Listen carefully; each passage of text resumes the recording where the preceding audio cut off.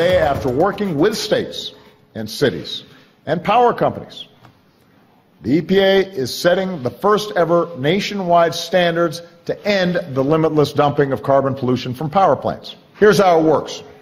Over the next few years, each state will have the chance to put together its own plan for reducing emissions, because every state has a different energy mix.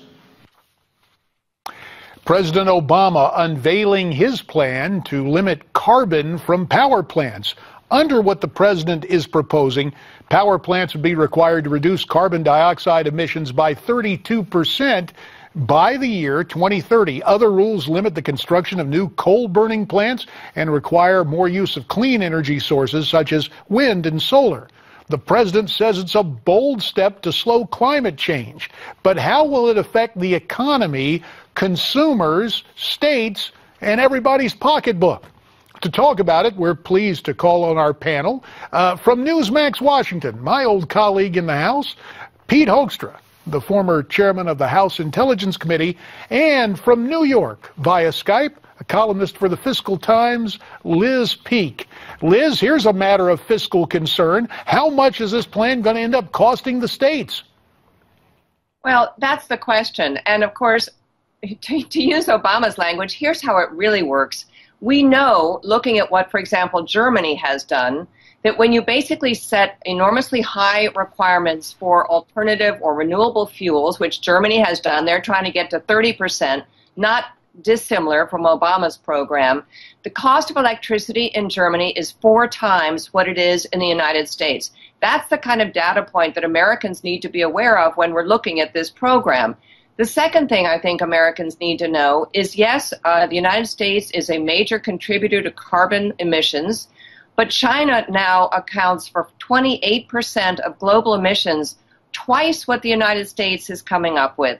So really what Obama is doing is taking away an enormous advantage that the United States now enjoys in cheap energy. We're competing with countries like China. This is one of our big competitive edges. It makes no sense whatsoever to basically sacrifice that in the name of environmental controls, which may or may not work according to this program that he's got proposed now. Pete Hoekstra, back in the days when you and I would run for office every 2 years, there were always pocketbook issues. Seems to me this is the ultimate pocketbook issue in terms of what it may cost consumers.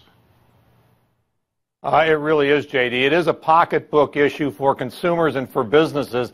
It's going to be a real drag on job creation here in the United States.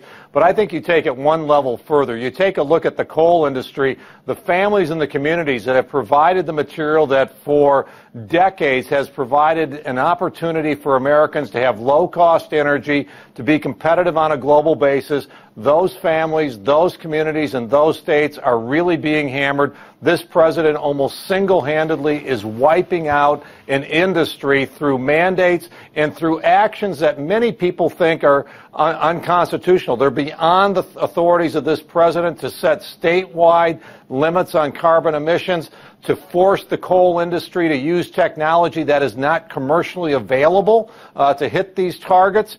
So very, very damaging to the families and the communities who have been in the coal industry, and it's going to be very damaging to the industries that are going to have to pay more for energy and therefore are going to be less competitive on a global basis. They're going to see their jobs erode away as well.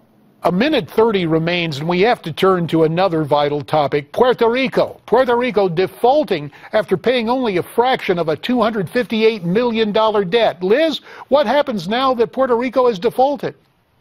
Well, it's a good question. I mean, basically, there's no legal recourse for Puerto Rico. So what we're going to see is an enormous amount of litigation with the now holders of their debt trying to scrabble around and get as much money from Puerto Rico as possible.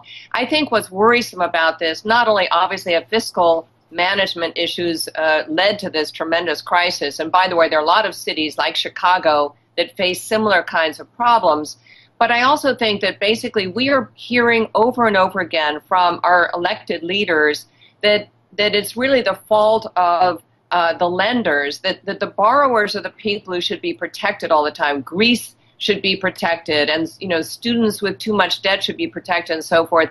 And yes, there is an element of sympathy for these institutions and even individuals who get into trouble. But the problem is that kind of opens the door for just what's happening in Puerto Rico. They basically have made the decision they can't pay their debts, and they're not even going to try to do so. So, I think the problem is this really begins to infect an enormous market of municipal bonds. There are a lot of cities around the country that have similar issues.